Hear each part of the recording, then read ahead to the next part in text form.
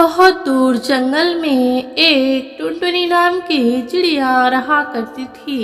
टुनटुनी ने बहुत दिनों बाद और पहली बार 2 अंडे दिए थे, इसलिए टुनटुनी बहुत खुश थी। मेरे प्यारे बच्चों, अब तुम इस दुनिया में जल्दी ही आ जाओगे, फिर हम साथ मिलकर बहुत खुश रहेंगे। मैं बहुत दिनों से अकेली थी और तुम्हारा इंतजार कर रही थी। टुनटुनी अपने आहार की तलाश में निकल जाती है ताकि वो 15 दिन का आहार जमा कर सके।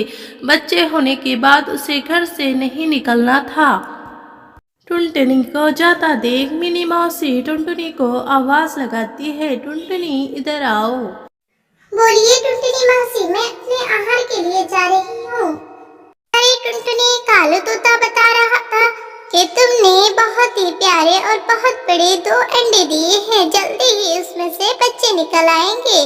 टुनटुनी और मिनी मौसी की बात काला नाग सुन लेता है। तो टुनटुनी ने अंडे दिए हैं, अब टुनटुनी के अंडे खाने में तो बहुत ही मजा आएगा। टुनटुनी आहार ढूंढकर अपने घोंसले में आ जाती है और बहुत खुश होती है कि जल्दी ही मेरे इस अंडों में से बच्चे निकल आएंगे।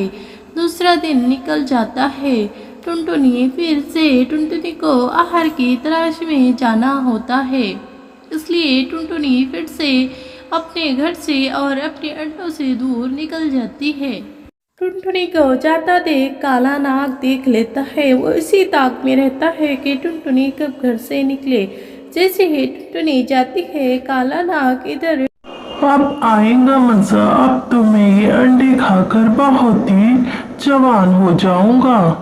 धीरे धीरे काला नाग अंडों की तरफ बढ़ता है, तभी उधर से कबूतर आ जाता है और कबूतर अपनी चोंच से सांप को इतना मारता है कि सांप घोंसले से नीचे गिर जाता है। अरे अरे, गिरा दिया रे, कमर तोड़ दिया रे। देखना टुनटुनी, मैं तुम्हारे बच्चों को जरूर खाऊंगा, इसका बदला जरूर लूंगा। टुनटुनी घर आ जाती है। अरे कबूतर भाई, आप कब आए हो और इतने परेशान क्यों हो? बताइए ना, क्यों मम्मा की तबीयत ठीक नहीं है? क्या भाभी ने कुछ कहा है? अरे नहीं बहनों, मैं तो तुमसे मिलने के लिए आया था, लेकिन यहाँ पर काला सांप आ गया था जिसे मैंने मार के भगा दिया है, इसलिए तुम्हें सावधान रहना होगा। अब मैं चलता हूँ। ये कहकर कबूतर वहाँ से चला जाता है, लेकिन वो सोचता है कि मेरी बहन की मदद मैं करूँगा, इसलिए वो एक चुड़ैल के पास पहुँच जाता है। तुम यहाँ क्यों आए हो?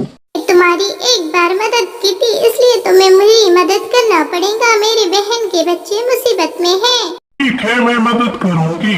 रात हो जाती है और टोनी चिड़िया बहुत ही आराम से सो जाती है। तभी काला नाग खिड़की के जरिए अंदर आ जाता है। जैसे ही काला नाग अंडों पर झपटता है, तभी चुड़ैल आके अपनी शक्ति से उसे जला देती है।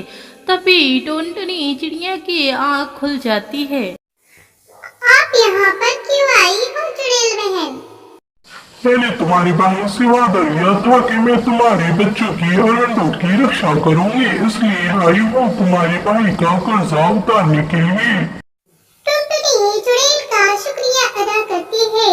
चुड़ैल वहाँ से चली जाती है। कुछ दिन बीत जाते हैं। टुनटुनी के अंडों में से 2 बेटियां निकल आती है, जो कि बहुत ही प्यारी और खूबसूरत होती है, और टुनटुनी हमेशा खुश रहती है।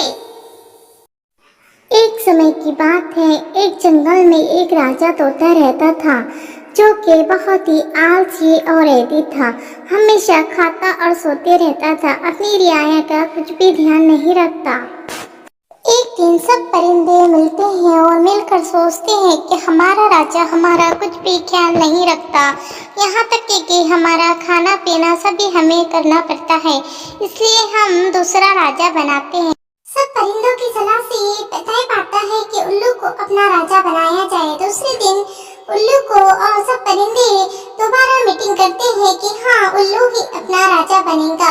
इस तरह से उल्लू की राजा बनाने की तैयारी शुरू हो जाती है। उल्लू के लिए महाराज की कुर्सी आ जाती है और उल्लू के लिए हार भी तैयार किए जाते हैं। टोनी चिड़िया कौवे से पूछती है, कालू भाई, क्या आपने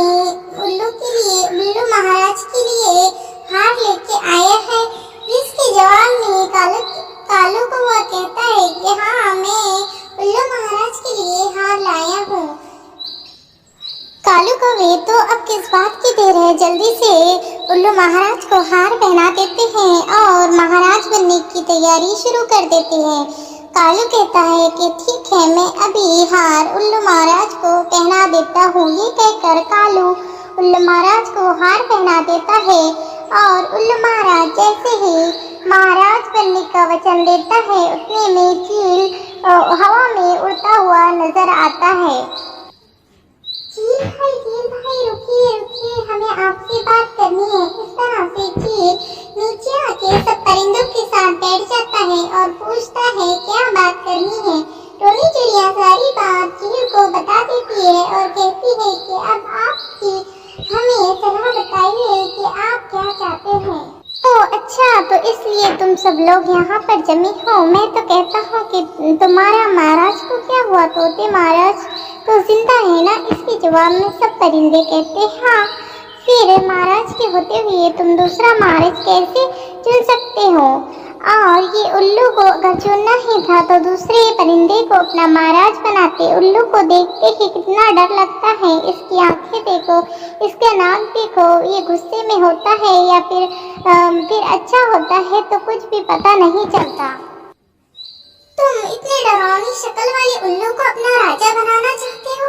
ये सुनकर उल्लू को गुस्सा आता है, वो वहाँ से चला जाता है। सारे परिंदे अपनी बेवकूफी पर और अपने पागल